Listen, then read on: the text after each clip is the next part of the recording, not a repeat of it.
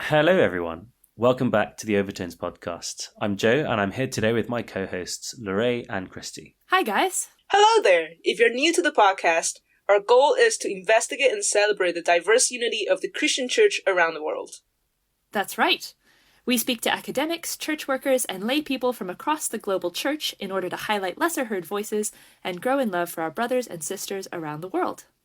Today, we're talking about one of Christy's favourite topics for this time of year, Christmas movies.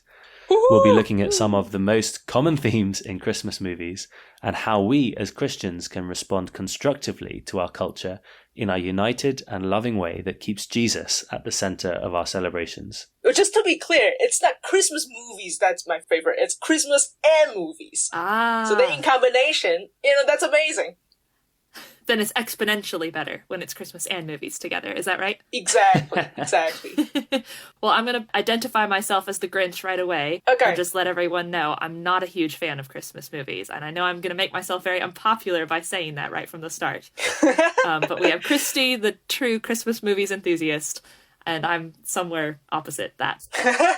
I'm probably somewhere in the middle. Yes, Joe's probably in the middle. Right. Well, Christmas is the best. And movies, whatever related to Christmas is amazing, okay? We'll see if you can convince me. All right, cool. Why don't we start with you then? You have seen some Christmas movies, like growing up. Do you happen to have, like one that's your favorite or one that's sort of an impression? Yes. So I didn't always hate Christmas movies, and I wouldn't say I hate them necessarily, but there was one that I grew up watching a lot that still very much, if someone says Christmas movies, this is what I think back to. And that's the Frank Capra classic, It's a Wonderful Life, which I'm sure everyone has seen. No? I have not. Except apparently you two have not. Which is Yeah, a shame. I'm not in my 60s, am I? Harsh. My goodness. So what's I grew so up good? loving it, and it really defined Christmas for me. I do have some qualms about it now. For anyone who hasn't seen it, the main character is George Bailey, who lives in the small town of Bedford Falls, and we open actually in a very grim place where he is contemplating suicide. Actually, you open with the whole town praying for him, which is quite a beautiful image actually to start with. And God sends down an angel to talk to George Bailey and to show him basically what the town would be like if he had never been born, because this is his wish. Oh, I wish it would just have been better if I'd never been born. And so then you go back kind of through his life and you see the impact that he had on all of the people and how bad their lives would be, how different the whole town would be if he had never been born. And the final bit of the movie kind of hinges on this little note that the angel scribbles to him: no man is a failure who has friends. And so there are a lot of really good, beautiful elements of that, and he realizes the importance of friends and the value, I guess, that he has added to the world. I think as I've grown older, there are some aspects of it that bother me. There is a very kind of Christianity without Christ sort of focus in the film. There's no kind of conversion moment or anything like that. And the Christianity that's presented is not terribly orthodox, but a kind of general sense of morality and all of this. I think the thing that bothers me the most now is this sense of George Bailey's life is valuable because of all these things he has done for other people. And it's true that he's sacrificed loads of things in his life. He had these great dreams to go off into the world and see amazing sights, and he gave all those up for different reasons, for his brother, for his family. So there's a real kind of echo of Christ, I think, in that he gave up all these things for others. But he doesn't do them that very gladly, and he's a real grumbler. And I think then this whole revelation is he's almost kind of earned all of these friends because he's done all this for them. They in the end come and kind of save him. And I think that really fits in with some problematic elements in our culture's understanding of morality, that your worth is based on what you do, and especially what you do for other people. And I think that can take us into some really dark places. That's really interesting. The film has picked and chosen the bits of Christianity it wants, and kind of happily goes along with this nice feel-good theme of, look at all the wonderful things you've done, and the world would be a worse place without you. Absolutely. That's very often what Christmas is about, isn't it? Like, Joe, the feel-good vibes. And I think for me, the reason why I like Christmas so much is the feel-good vibes.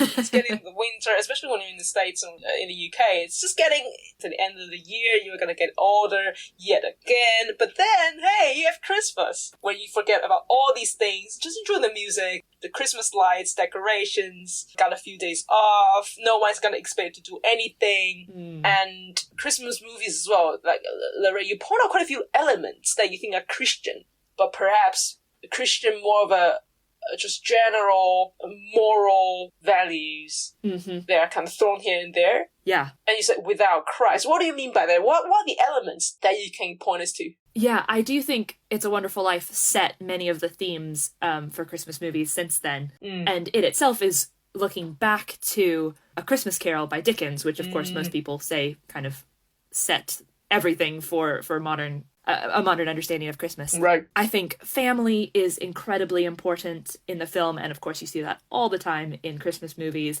A return to family, families reunited, the classic Home Alone, where the main character wishes his family didn't exist or was out of his Christmas, and then he gets that wish and finds out how much he actually cares for them.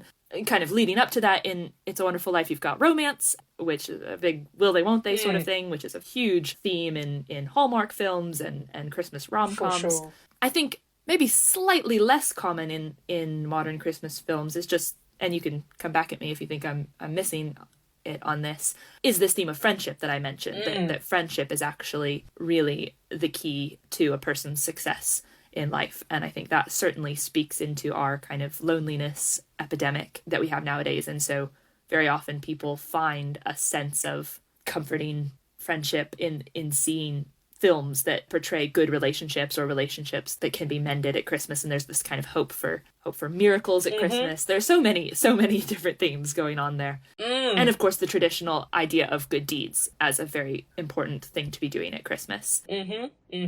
It's interesting, the point you mentioned about we recognize that the world isn't perfect, and so people try and escape that, maybe, by watching films.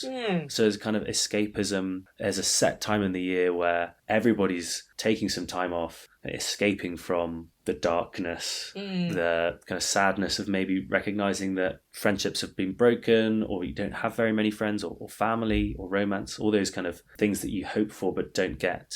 Christmas is a time where you can escape that and maybe kind of dull the pain by watching a film. Sure. Where you can kind of escape to and be a part of maybe a story that is more hopeful and more full of light, which is really interesting.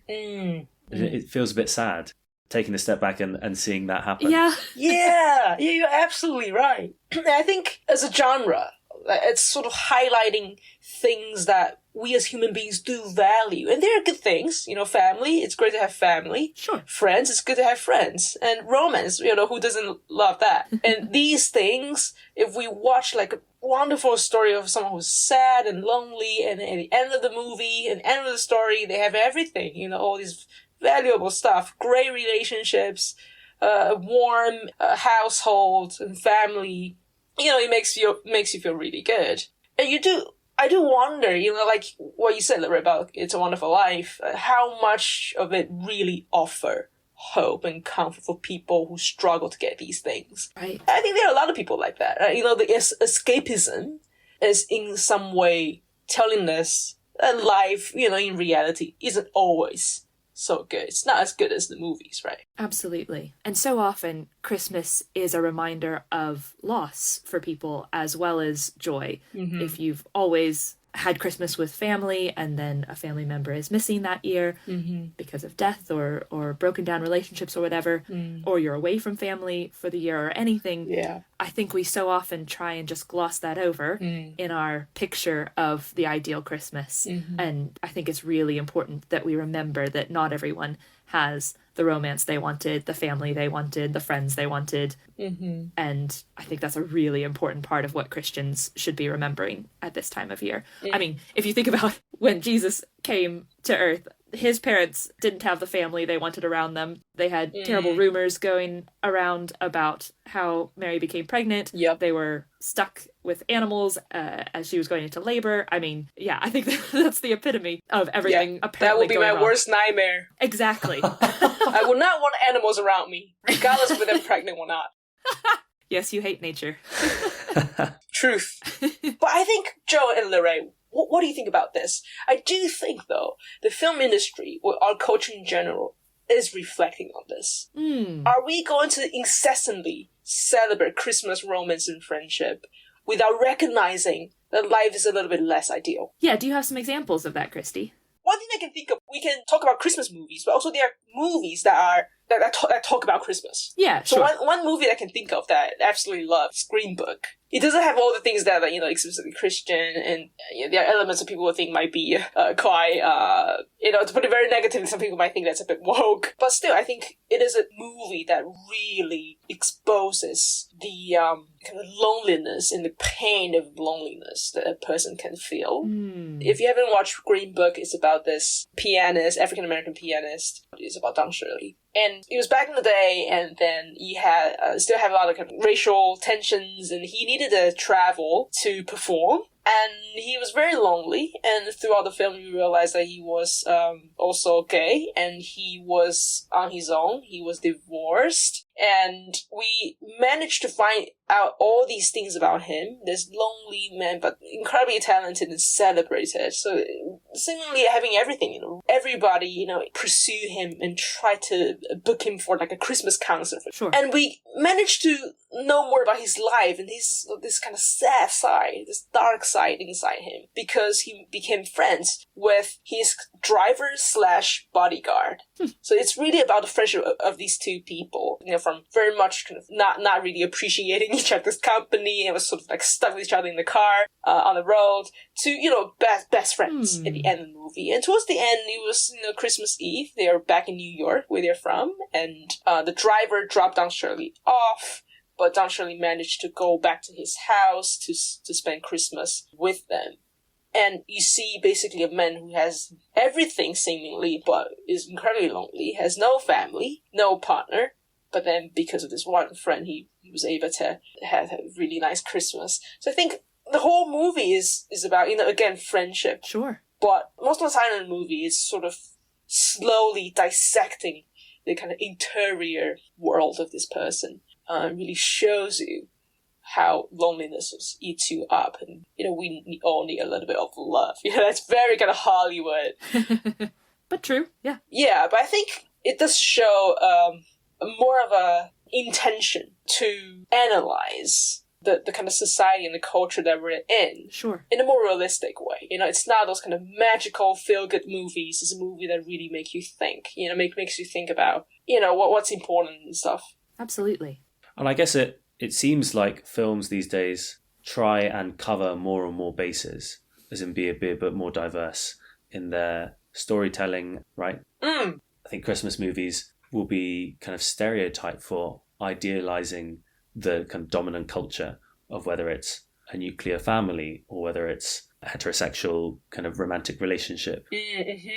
And now it seems like they're branching more out to broaden their diversity in the stories that they tell, and make sure everybody is represented so that people aren't feeling like they're left out, which is, I think, a really good thing, because these stories that we tell, they're a pattern that we kind of identify in our own lives. And if the stories are very monotonous and kind of very one type of story, lots of people who don't identify with those stories will struggle, and so probably that film will do less well in the cinemas.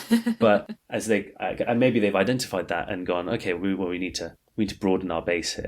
We can't just be going for the same type of story. And so we get a film like Green Book, or we get a film where there's more kind of talk of non-nuclear families or same-sex attracted couples, different dynamics. And I think that is a good thing, but I don't know, it feels all a bit, there's no like end goal in mind, maybe. I guess the end goal for the producers is more money. Whereas I guess the Christmas story is very much a story that you can be part of, whoever you are. That's so good. It has this diversity. The story that Jesus offers is a story that is for everyone, no matter who you are, because he goes to the bottom as he becomes a baby. And there is that kind of redemption. Yes. And that story is on offer to anyone and everyone.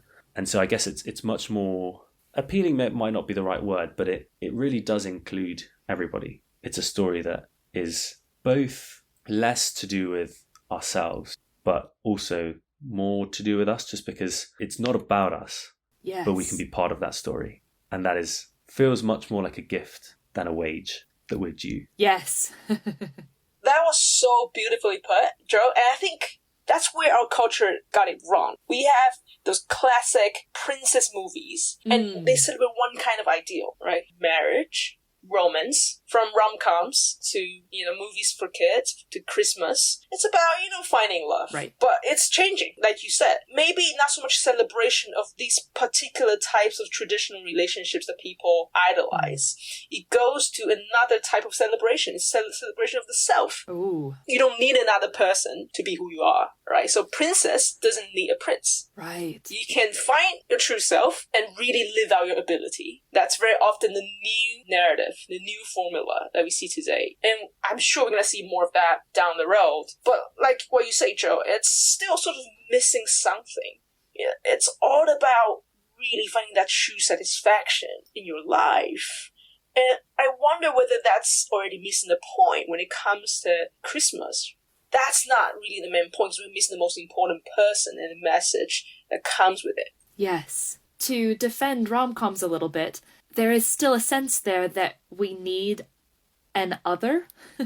And I think there's something very true there. We often misplace that and identify that other as a romantic partner. But I think there's a truth there that we're not independent, autonomous, perfectly satisfied in ourselves people as created human beings. We do need an other. We, of course, need the great other, God himself, who's given himself to us and we just reject him.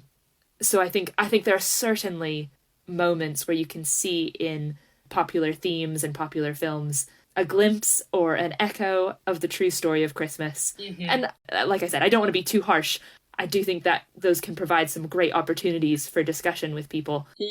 Why does this film feel both really feel good and also a bit unsatisfying at the end? Or does it leave you thinking, oh, that's just a bit too cheesy, a bit too fairy tale?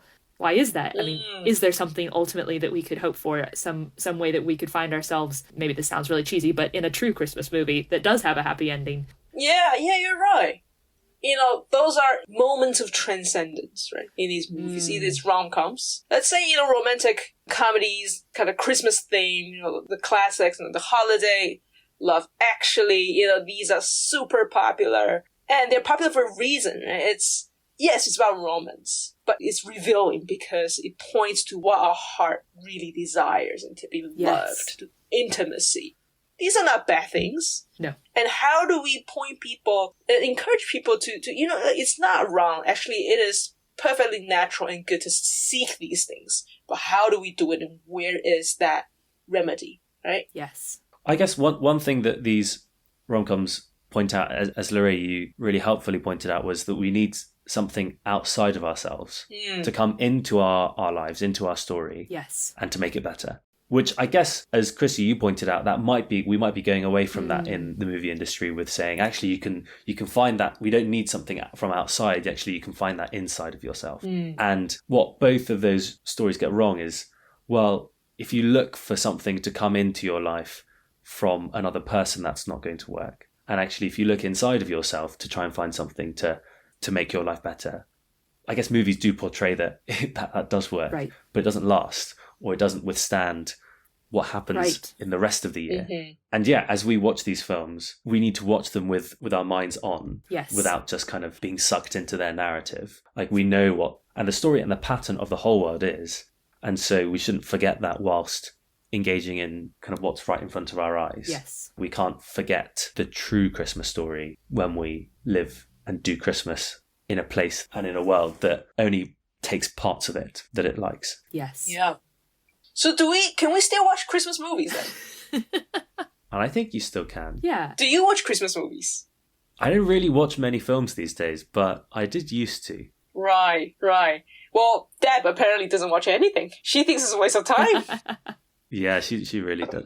Well, for viewers who don't know who Deb is my wife. How about you, LaRae? I probably still watch a Christmas movie around Christmas time at some point. What would it be? It's a Wonderful Life? Or could it be something else? It could be something else, certainly. Yes, probably a classic. Okay. Probably aimed at children. I don't know, just from preference.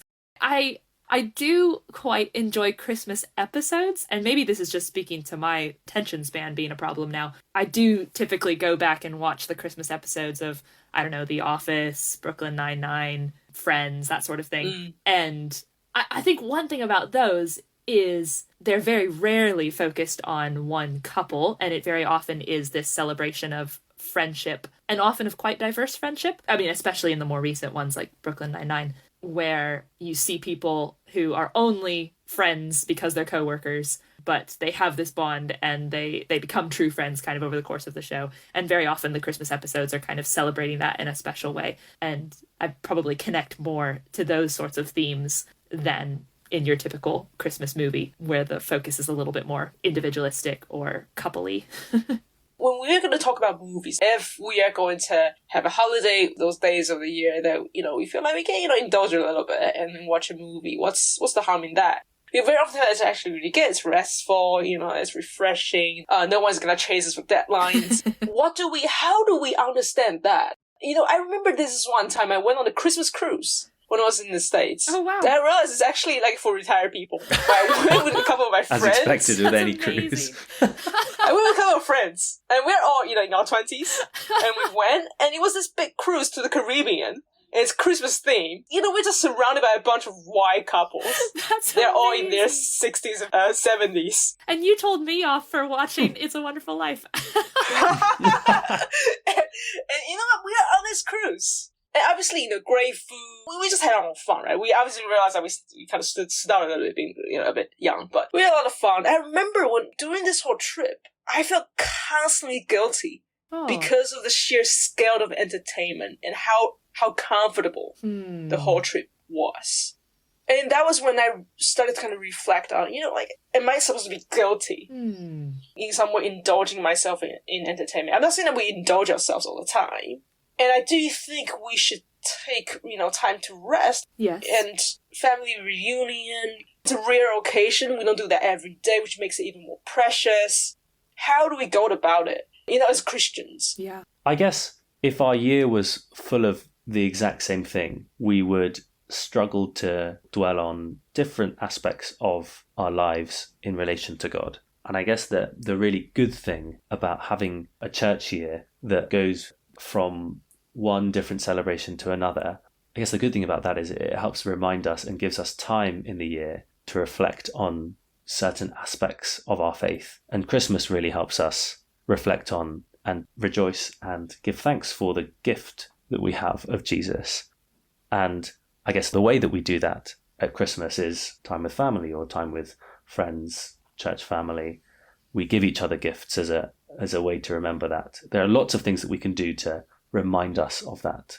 And I guess the way we do them matters. Whether it's watching a film or whether it's snuggling around a fireplace or whether it's giving somebody a gift, the way we do it should help remind us of the greatest gift that we have in Jesus. So I don't think our Christmases should be kind of killjoys or party poopers as we don't engage with any of the things that are going on. But I wonder if rather we should engage with those things and recognize them as good gifts from our Father and give thanks for all the ways that he has blessed us and enjoy those gifts. Absolutely. It would make no sense in a Christian perspective to make Christmas a time of guilt. I think that's exactly the opposite of what God wants from us. It should be a time of thanksgiving and joy. But at the same time, I want to hold myself to remember that I have so many blessings year round, and not everyone does. And I don't want my personal thanksgiving to block out my view of others who don't have the same blessings to give thanks for. There's a bit in 1 Corinthians talking about eating meat sacrificed to idols, and the Corinthians kind of say to Paul, well, if I can give thanks for it, what's the problem? I can give thanks to God, so that means it's a good thing. And he says, well, don't let that block giving glory to God. Like, the bigger thing is, are you glorifying God, and how are you showing others his glory with what you're doing? I mean, it's not just about, can I personally have this relationship with God where I can give thanks for good things, but also, how am I showing him to others? And so again, without going into this sense of obligation or guilt or anything like that. I think that's something for us to be aware of as Christians. And Christmas just gives us so many opportunities that we can squander if we just focus on our own families, even our own faith in some ways, or our own kind of faith expressions. But how can we have those eyes for other people as well? And that's where our local churches come in. Yes. As a real key part in how we show the light of Christmas, the joy of Jesus, all those amazing things that we have at Christmas time. Absolutely. And I think it's humbling because if we look at all these Christmas movies, from all the kind of numberless films based on A Christmas Carol, for example, we do see non-Christians, all kinds of people reminding themselves, reminding us of the importance of charity. Yes. And extending your care, beyond your family to people in need. And it's such a Christmas message. And we as Christians should certainly be even more aware of our duty, really, a Christian duty to be Christ-like to people outside of our family. Yes. I think that's kind of the beautiful message of the Grinch, right? He is this lonely, grumpy old man, basically, who doesn't have a family to spend Christmas with and thinks he hates Christmas. But it's only when a little child sees him for who he is and extends love to him that he can kind of get into the spirit of the season. But that's how we want to be seen, other people, not as, oh, why can't they get more involved in the holiday, or why are they so grumpy? But, oh, maybe they're lonely. Maybe they need someone to reach out to them. And of course, that's what Christ did for us. He didn't see us as these ugly green monsters, even though in our hearts that's what we are without him. Yes. So basically, other than looking at ourselves as the Grinch, which I very often do, we should also, look out for the Grinches in our community. Yes. Yes, and how can we love them? Yes. There are always people who are different from us. There's people who are, who are left out. Yes. So if you're hosting a Christmas party and you can think of people that you really don't want to invite, think again. Yes, exactly. Right? Absolutely. So we've talked a lot about Christmas movies and how we should watch them, or the themes that come through, and what Christmas is really about. And I guess probably the viewers want to know a bit about how we're going to be spending Christmas and how what we've talked about is going to change maybe the way that we do Christmas now. So Christy or LaRae, what are you planning to do for Christmas, and what do you think has challenged you from today that you can take forward? Right, good question. For me to truly be happy, I'll obviously have to get married by Christmas. And then I have a happy Christmas. Well, just that's a really good question. I think we should all, prepare ourselves for Christmas, shouldn't we? And what I do know is that I will be in Japan. So I'm not going to be in a place where you have Christmas markets. I think they do it here as well, but it's going to be a bit different. Yeah. It's obviously highly commercialized. And in Japan, Christmas, according to local people, is a time for couples. So you go on dates. That's what people do. Okay. So without the luxury of going on dates, I do have the blessing of family this time around. I think my mom is going to come visit, which would be Wonderful. fun. And the church friends have very kindly invited me to their house for the day. Oh, good. So I'm going to just drag my mom along, which would be really nice. It's really nice, isn't it? Because I'm new to my church, and so it'd be quite nice to meet some new people, just to get to know them. I think I want to be a bit more intentional in kind of inviting my colleagues to church. So that's another thing that I've been doing. I managed to meet quite a few people who are non-Christians, which is quite rare for me because I went to seminary for a few years, and all my friends are Christian for a long time. So this is really kind of the first time after so many years that I have met a lot of non-Christians who become reasonably good friends, given the kind of short period of time that I've spent with them. And there are a few of them who are interested in coming to church for our Christmas party. So I'm praying for them. I'm hoping to, use those occasions to talk more about the gospel with them. And a lot of them are also foreigners without their family around. So it'd be really nice to get together. Yeah. That's great. I'll be spending my Christmas day in Scotland with the Cherukara family. We'll plan to go to church together. Hopefully we can all go together this year. Last year there was a family emergency that meant couldn't all go to the Christmas carol service together, which was a bit of a disappointment. So we'd love to do that with non-Christian family members. as well. But it'll be good to spend it with my in-laws. And I think my main challenge from our talk today is to be a little bit less of a Grinch and appreciate the themes and the talking points that I can take from the Christmas movies we'll probably end up watching together. Yeah. Love it. Christmas movies. Amazing. How about you, Joe? Well, I think we're going to have a quite a busy Christmas day. We're doing my wife's family, Deb's family, in the lead up to Christmas. And then on Christmas Day, we're actually flying to Korea to see my extended family. Oh, wow. And spend time with them, which will be, it'll be the first time I'm doing part of a Christmas Day without my family. And so that'll be fun. And then after Christmas, I have lots of time to introduce Deb to Korea, even though I've never lived there. So that'll be fun.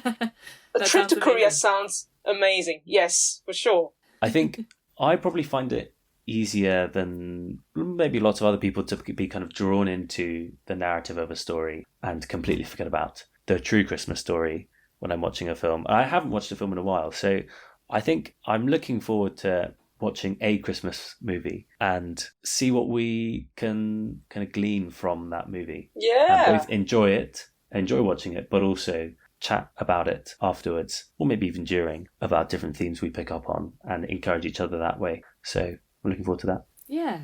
Oh, it's been so good to talk to you guys about Christmas movies. We hope that our listeners, wherever you are for Christmas, that you have a wonderful, merry season, remembering Jesus as the center of your Christmas. And whether you have family close or far away, we hope that you can know the love of the family of God at this time of year. Happy Christmas! Happy Christmas!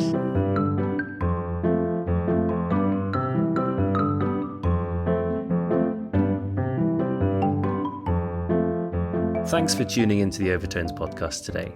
Make sure to subscribe and tune in to the next episode on your streaming platform of choice. Follow us and share our podcast with your friends on Facebook and Instagram. You can find us on both platforms as Overtones Think Tank. And if you'd like to get in touch with feedback, comments, or other ideas, our email address is podcast@overtonesproject.com. See you next week.